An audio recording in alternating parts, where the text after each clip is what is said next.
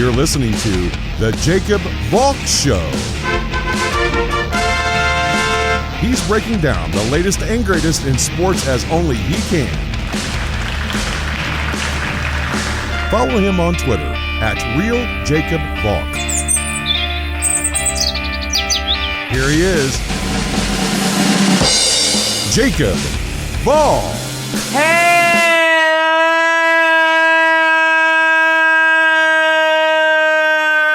Hello, sports fans! Welcome to a special Festivus edition of the Jacob Valk Show. It is Festivus for the rest of us. I am the Jacob Valk, except no imitation. In case you couldn't tell, I was watching Seinfeld last night. I'm gonna start with Niners-Titans. Thursday Night Football is ending with a doozy this year.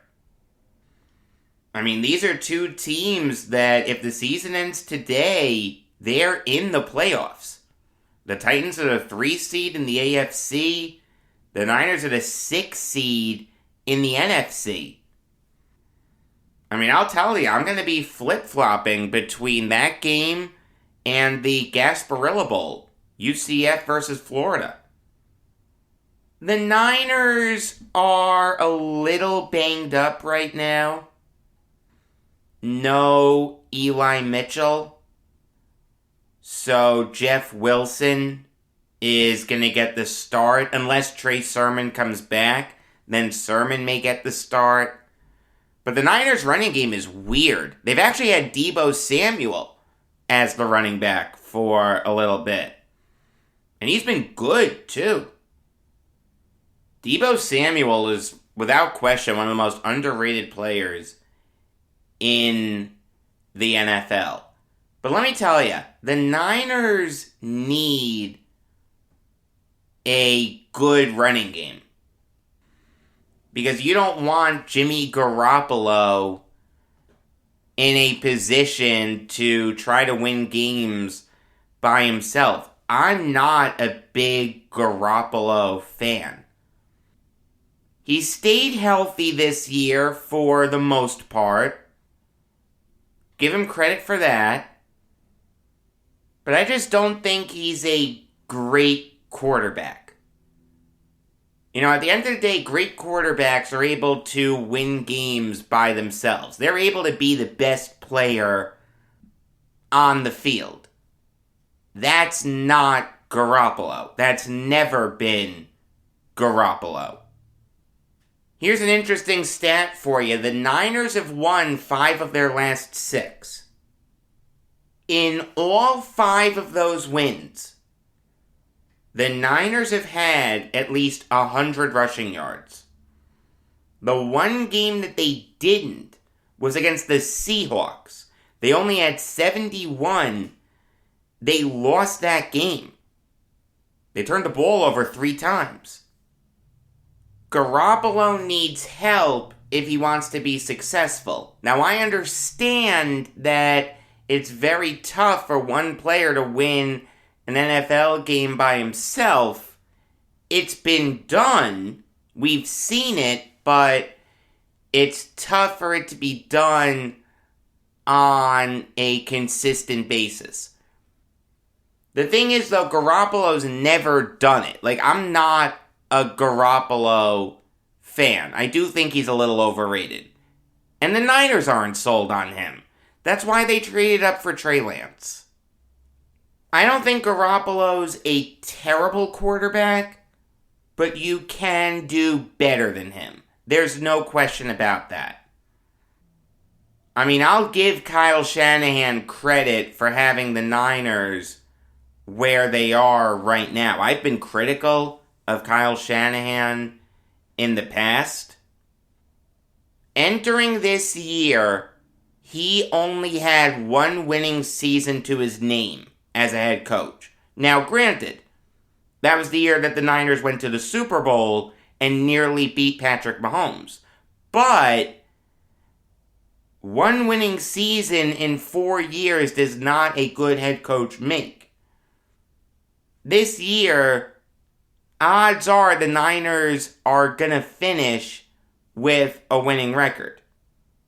Now, granted, Shanahan will still be an under 500 coach all time. 2 winning seasons in 5 years isn't exactly the greatest thing to put on your resume, but it's not awful. And I'll give Shanahan credit for being able to reinvent his coaching staff. Obviously, no Robert Saleh. Obviously, no Mike LaFleur. I thought that would hurt the Niners, especially no Saleh, but it hasn't. DeMeco Ryans has been an excellent defensive coordinator. I mean, I'll be fair. I've got to be fair. Shanahan has done a good job this year. He's gotten Brandon Ayuk more involved. I like how he's reinvented the running game constantly. He's finding ways to win games. At the end of the day, that's what a head coach needs to do. So, I'll be fair. Of course, no conversation about the Niners is complete without mentioning George Kittle. One of the best tight ends in the NFL. Some people would say the best. I personally disagree with that. I think Travis Kelce is the best tight end in the NFL. But Kittle is in the conversation. I like Kittle. I mean, he just made his 3rd Pro Bowl in 4 years. 63 catches for 850 yards and 6 touchdowns. He's fantastic. He's excellent. Did I need to tell you that? No. Should you have known that? Yes. But in the interest of completion, I wanted to mention it. Now, one thing with the Niners that needs to be mentioned, and it doesn't get mentioned enough, is how great their offensive line is. The San Francisco 49ers, without question, have one of, if not the best offensive line in the NFL. You want to know the seminal reason for the Niners' success this year? It's the 5 guys who I'm about to mention. Trent Williams, Laken Tomlinson, Alex Mack, Daniel Brunskill, and Tom Compton, replacing an injured Mike McGlinchey. Not too many teams that can withstand an injury to their starting right tackle, especially one that's the caliber of McGlinchey. But Compton has come in and has been excellent. He has an 85.1 overall grade according to Pro Football Focus. You know what his grade was for the Jets when he was with Gang Green in 2019? 49.7. Give the Niners offensive line coach Chris Foerster a ton of credit. Defensively, you know who the Niners are. Nick Bosa, one of the best defensive players in the NFL. Jimmy Ward, Eric Armstead, DJ Jones, and Fred Warner, who's having a really good season, even though I'm not the biggest Warner fan. But he's having a good season, 70.9 overall grade, according to Pro Football Focus. The Niners are a good team this year. They're not great. I don't view them as a Super Bowl contender, but they're not bad. Meanwhile, you look at the Titans, it's clear as day that they miss Derrick Henry. They started off without him okay. They won their first 2 games, but now they've lost 3 out of 4. The one game that they won was against the Jaguars. Urban Meyer's last game as an NFL head coach. How much can I read into that? At the end of the day, this is what happens when you put the bulk of the offense on a quarterback that really isn't that great. Ryan Tannehill has been asked to do a lot more than he's been asked to do in years past. Here are his stats. Through 14 games, he's thrown for just over 3,100 yards. That's not exactly earth-shattering. He's only thrown 14 touchdown passes, and he's thrown 14 picks. He's leading the NFL in interceptions. I think we've learned something about Tannehill. We've learned that he's only successful because of Derrick Henry. And it's kind of interesting, right? Because Henry isn't a big part of the Titans' passing game. But what happens is teams are so keyed in on him that when the Titans decide to throw a pass, the defense is usually unprepared, and that's when Tannehill can strike. Now without Henry, teams are keying in on Tannehill, and it's not working. Todd Downing really needs to change things.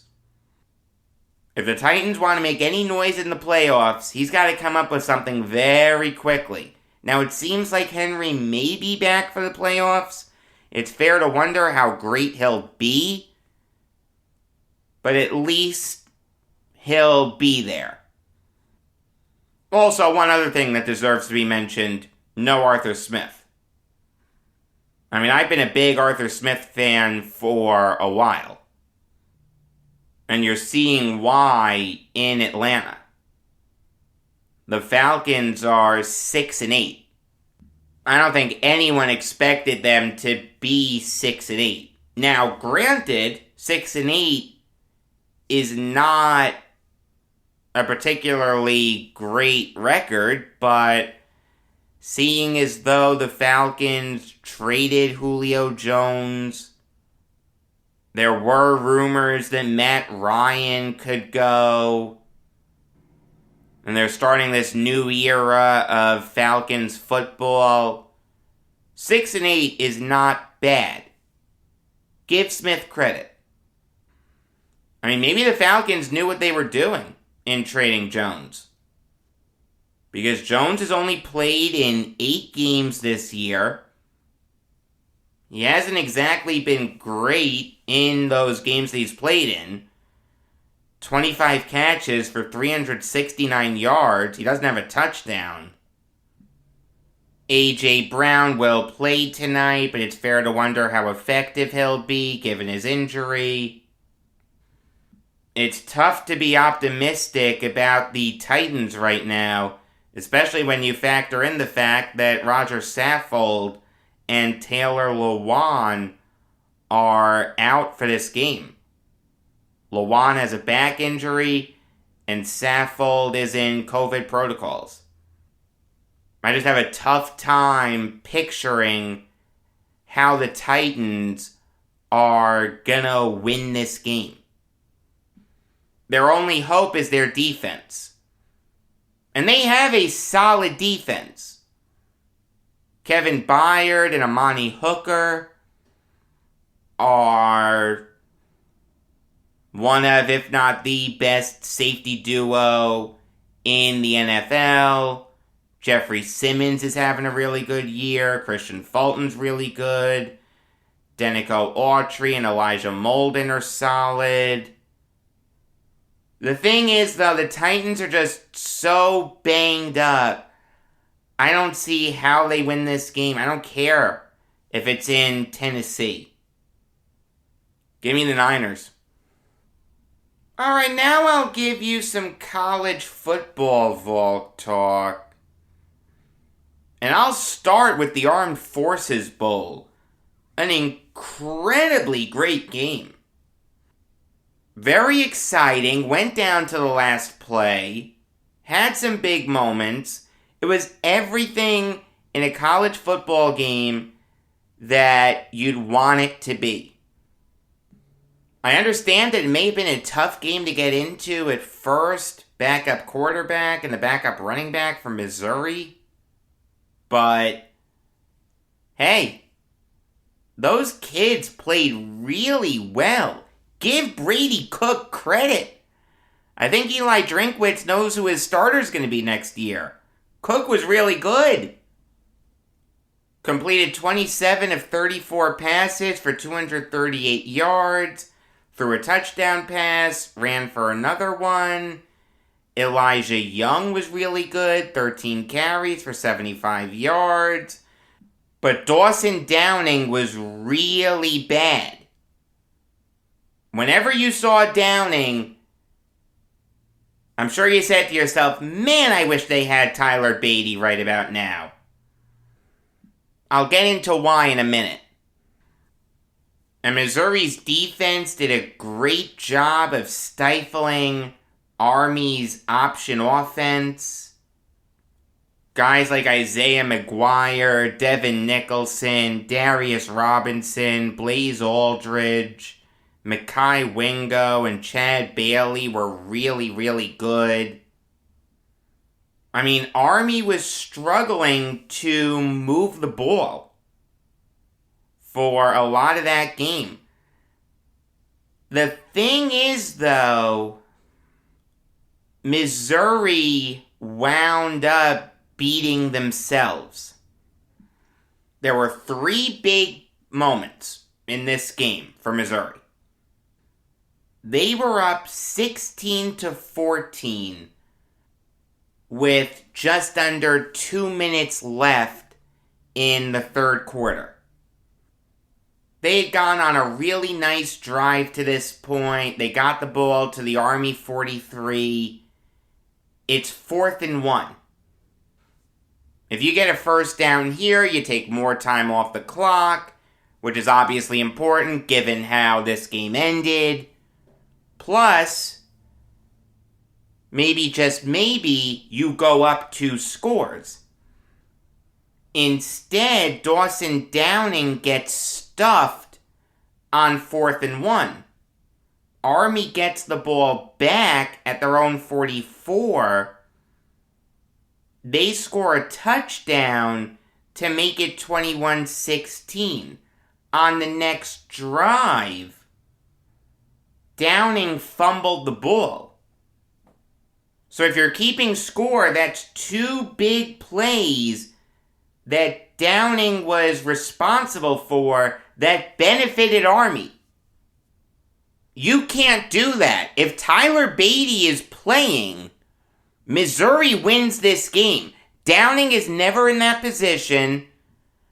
There's no fumble. There's no turnover on downs. Missouri wins. But regardless, you've got to give the Missouri defense credit. They forced 2 straight 3-and-outs. Then Brady Cook went on a really big drive at the end of the game. 11 plays, 83 yards in just over 90 seconds. That was excellently done. But then something interesting happened. Missouri elected to go for 2. It's 22-21 Missouri at this point. So obviously you go for 2. If you convert it, a field goal ties the game. If you miss it, no harm done. So Missouri goes for 2. Cook has Dawson Downing wide open in the end zone. I mean, no one picked him up. There is no one within 10 yards of this guy. And Cook just airmailed the throw. That wasn't on Downing. Even though I've been critical of Downing, that's just a bad throw by Brady Cook. That's a throw that he needs to make. So Army has some life at this point. For some inexplicable reason, Jabari Laws came in to lead the 2-minute drill. I mean, it worked. Give Jeff Monken credit. I just don't understand how on earth Monken knew that would work. I guess there's something to be said about knowing your team, right? Army drives down the field. Everyone thinks they're going to go for a touchdown. They're not going to trust their kicker, Cole Talley, who really struggled this year. Before yesterday, Talley had only made one field goal over 40 yards. This field goal was from 41 yards that Jeff Monken was playing for. But again, there's something to be said about knowing your team. Talley drills the field goal. Army wins in improbable fashion. Great win for the Black Knights. At the end of the day, for them to rebound from losing to Navy and to come back late in the Armed Forces Bowl, that's impressive. Give Talley all the credit in the world. The guy's next in line to be superintendent of West Point. You gotta be really happy for him. Even if you're a Missouri fan, I understand you're rooting for Missouri, okay? Obviously you are, but it's kind of tough to root against Army, right? This is Army. These are kids that are signing up to go into combat to protect your freedom. There's got to be a little bit of you that's happy for the Black Knights. There are 2 games today. The first one features Miami of Ohio going up against North Texas. It's kind of funny. I've talked a lot about ground and pound teams. It's nice to talk about a team that airs the football out a lot. That's what the Red Hawks do. Brett Gabbert is really the heart and soul of Miami's offense. They do not have a good running game, so it's up to Gabbert to carry the load week in and week out. Now, Gabbert's not a bad quarterback, but he's not great. This year, he's completed 58.2% of his passes for 2,418 yards, 24 touchdowns, and 6 interceptions. Again, not bad, but not great. He's somewhere in the middle. He does have 2 really talented wide receivers to throw to. Jack Sorensen, in his senior year, put together a great year, 69 catches for 1,290 yards and 10 touchdowns. Mac Hippenhammer has 48 catches for 786 yards and 5 touchdowns. The Red Hawks have a solid passing game. Give Chuck Martin credit. He's done a good job with Miami of Ohio. Defensively, the Red Hawks have some really good players. Ivan Pace Jr., Lonnie Phelps, Cameron Butler, Caden Woolard, Austin Ertl, Matthew Salopek are all really, really good players. I could go more, but those are the main guys. The other Miami team has talent. Make no mistake about it. Meanwhile, you look at the Mean Green, they are basically the polar opposites. If Miami's going to air the football out, North Texas is going to run it down your throat with DeAndre Torrey. Torrey put out a great season, over 1,200 rushing yards and 13 touchdowns. If North Texas is going to have any chance in this game, Torrey's going to need to go off. It's just that simple. You're going to see a lot of inside runs.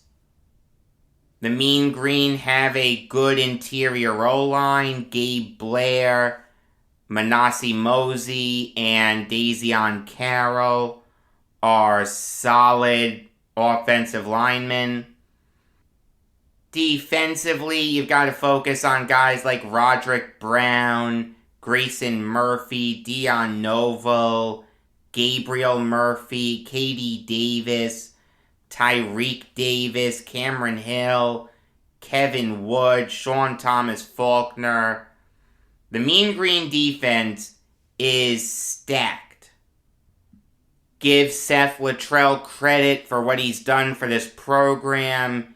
Give Phil Bennett credit for coming back after a lengthy absence from college football to really whip this defense into shape. At the end of the day, DeAndre Torrey is better than Brett Gabbert. And I feel like the Mean Green's defense has more playmakers.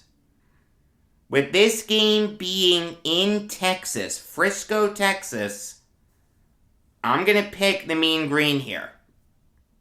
Moving on now to the Gasparilla Bowl. We've got an intra-Florida matchup. UCF versus Florida.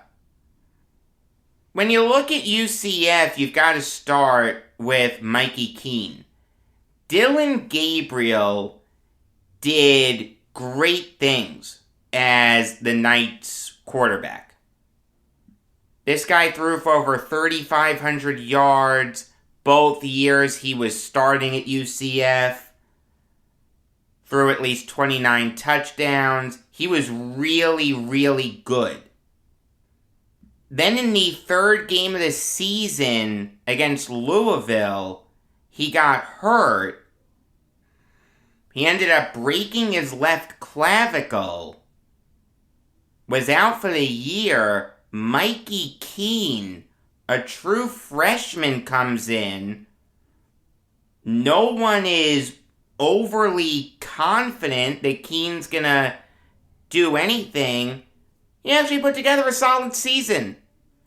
Completed over 63% of his passes for 1,586 yards, 16 touchdowns to 6 interceptions. Not bad for a true freshman. Not great, but not bad. He's done a good job fostering connections with Ryan O'Keefe and Brandon Johnson. It's kind of funny, I know a Brandon Johnson. Not this Brandon Johnson, but I do know a Brandon Johnson. Nice guy. Very nice guy. Looks a lot like Jalen Hurts, actually. Interviewed him on this show about the NBA boycott when they were in the bubble over the Jacob Blake shooting. Haven't talked to him in a while. Should get back in touch with him. Very nice guy. How funny would it be if he was listening to this and that motivated him to text me? I mean, Brandon, if you're listening, feel free to text me. You have my number. I'd love to get back in touch with you.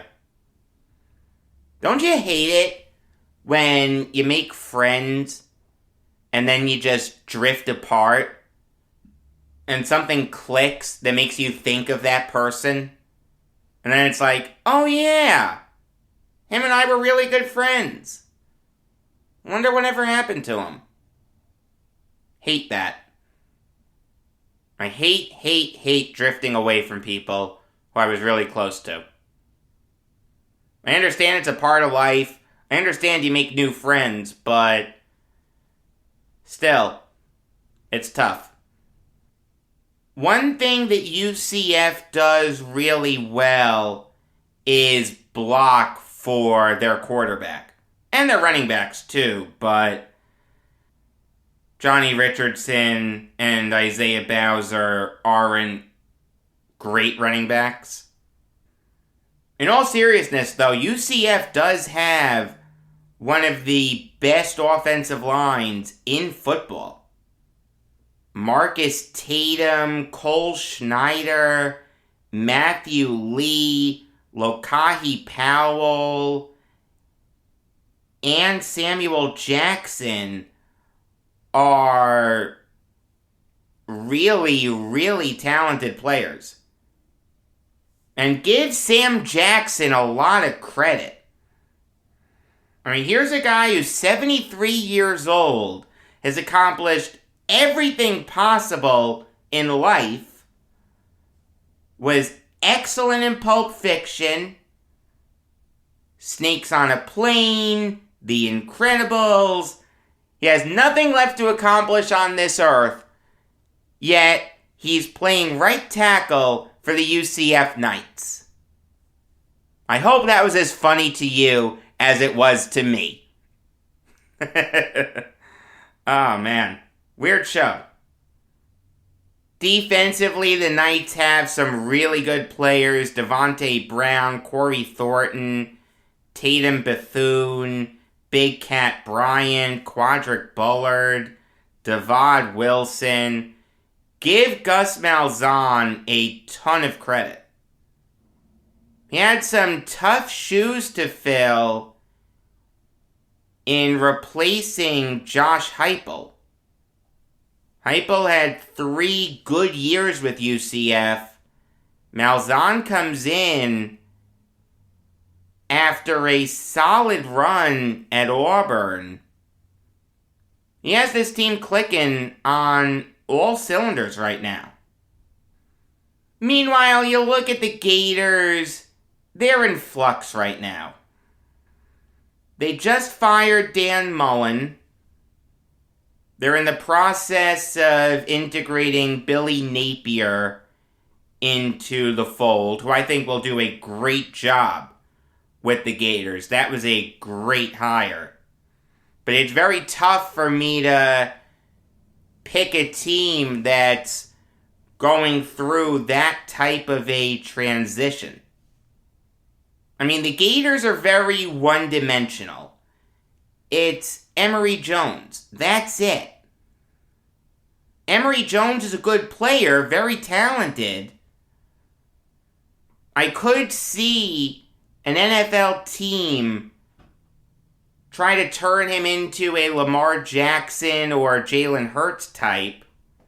Wish him luck. But never say never.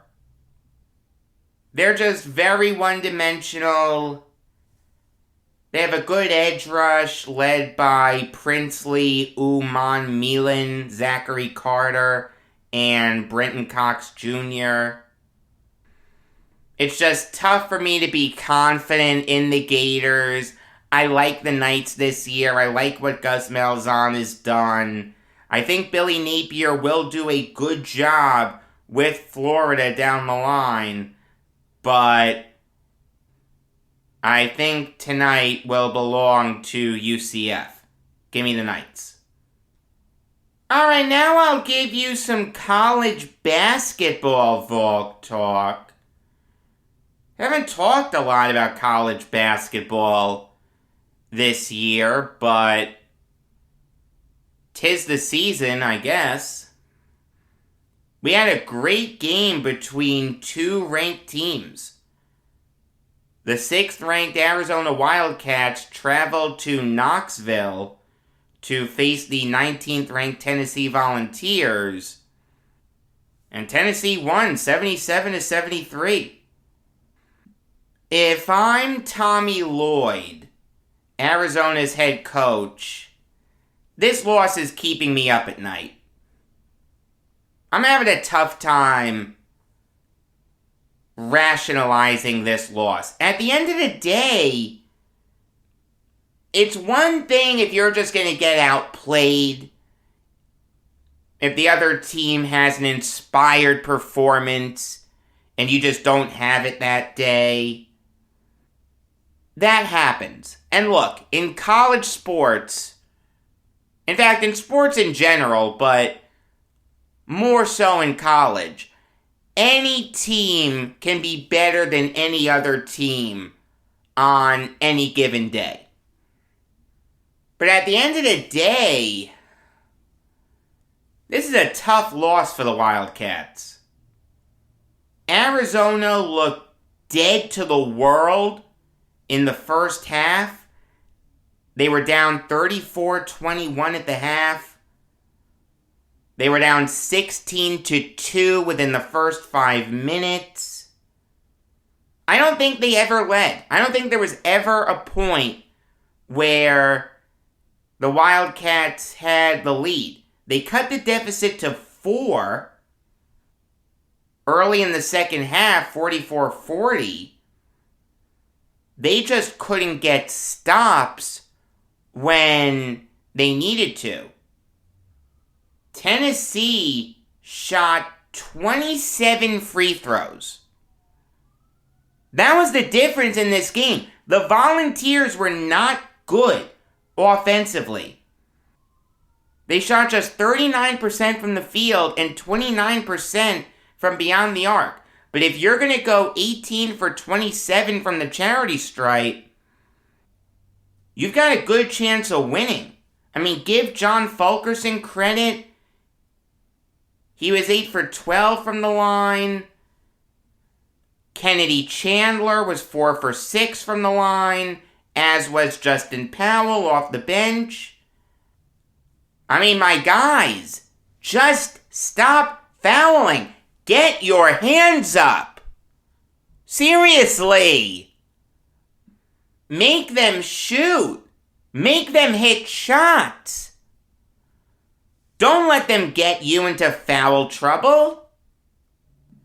Every member of the Wildcats starting 5 finished this game with at least 4 fouls. 3 of them, Christian Coloco, Kirk Krissa, and Benedict Mathurin, fouled out. This is a tough loss for Arizona. They should have won this game. They're better than this. They were undefeated. They have the best offense in the nation. I'm not kidding. They're leading the country in points per game with 89.5. I mean, give Tennessee credit for finding a way to win. But boy, oh boy, if I was a Wildcats fan, I'd be really upset right about now. This is a tough loss. There is a game tonight that features a ranked team, and a team that maybe, just maybe, could be a bubble team, although probably not. I mean, they had a 5-game losing streak at one point. I don't know how many teams have ever made the big dance with a 5-game losing streak. Maybe some conference tournament winners have, but as far as an at-large team, I don't know. I'm talking about George Mason versus Wisconsin. The Patriots have had a really weird season. They started out the season great, 4-0, including a big win over Maryland in College Park. Then they followed it up by losing 5 straight. Now they're on a 3-game winning streak. I guess it's not impossible that they could be an at-large team. The thing is, though, Davidson is really good. As is Richmond. I mean, the A-10 is one of those conferences that really doesn't get a ton of bids to the big dance. The Wildcats will get in. Davidson's a really good team this year, and the Spiders probably will get in. They're a good team too. George Mason, I don't know. Probably not. They're a weird team. They don't exactly wow you with their team stats, but they have 4 players averaging over 10 points per game. Josh Odoro, Deshaun Schwartz, Devon Cooper, and Devontae Gaines. The thing is, though, they just have no one behind those 4 guys. They have no bench. They really have no depth. Those are 4 very talented players. If they had even a decent bench behind them, George Mason would be better, but Kim English, the Patriots head coach, is really going to need to work on that. Remember Kim English? Remember him at Missouri? He was a good player. Very good player. When you look at the Badgers, they're winning by defense again. It's how they won the year before, and the year before that, and the year before that. Greg Gard preaches defense, and his players buy into it. Jonathan Davis gets a lot of headlines for his offensive output. He's averaging just under 21 points per game, but he's also averaging over 1.5 steals per game and 0.7 blocks per game. He's a very good defensive player. Tyler Wall is a really good interior defender. Chucky Hepburn is a really good perimeter defender. Brad Davison is a good scorer. Wisconsin's a really good team this year. They can do very special things in March. I mean, this Badgers team, I think, is much better than last year's Badgers team. It's a team that I think is going to make a lot of noise. This game is in Madison. I've got to go with Wisconsin. I'll close this show out with some NHL Valk talk. According to Mark Diver of Rinkside, Rhode Island, Zach Senison has requested a trade. The last of the 3 straight first rounders that the Bruins had in 2015. If you'll recall, they had the 13th, 14th, and 15th overall picks. There was some talk that they'd trade up. They didn't. They made those 3 picks. They took Jacob Zaboral, 13th overall. He's shaping up to be a bust. They took Jake DeBrusk, 14th overall. He got off to a good start, but he's fizzled out. There are rumors he could be on the trade block also. Now Senison is on the trade block. A guy who's only played in 14 NHL games, only has 3 points in those games. You want to talk about why the Bruins haven't won a Stanley Cup since 2011?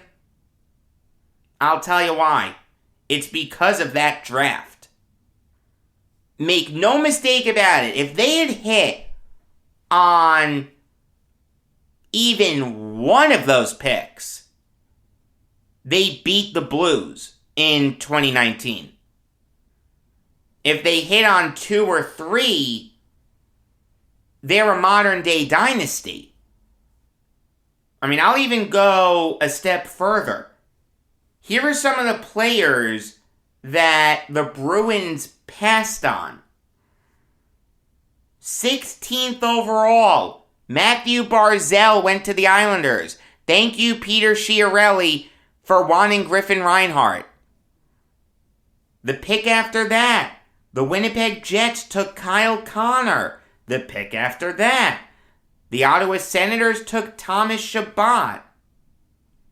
23rd overall, the Vancouver Canucks took Brock Besser. 24th overall, the Philadelphia Flyers took Travis Konechny. Could you imagine the Bruins teams that we've seen with 1, 2, or 3 of those guys? Like I said, modern day dynasty. Instead, they absolutely whiffed on all 3 of those picks. It's terrible. It's absolutely terrible. I don't see a team giving up anything for Senison. Who's going to look at Zach Senison, a guy who hasn't played at all in the NHL this year, someone who only has 14 NHL games to his name, as a missing piece? You want to tell me Senison is playing well in Providence? Yeah. Okay, that's correct. He has 13 points in 21 games. And he's tied for the team lead in goals with Oscar Steen with 8. But what am I supposed to do with that? It's the AHL.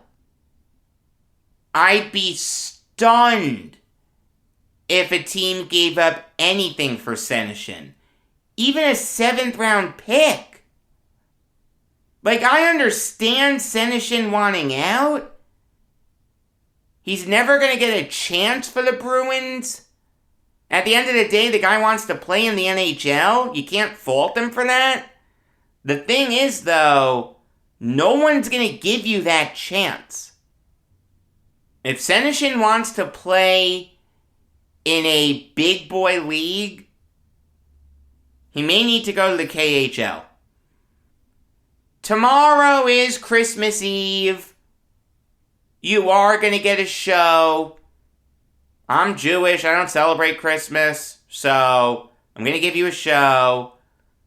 Until then, I'm Jacob Valk. And always remember, if you disagree with me, you're wrong.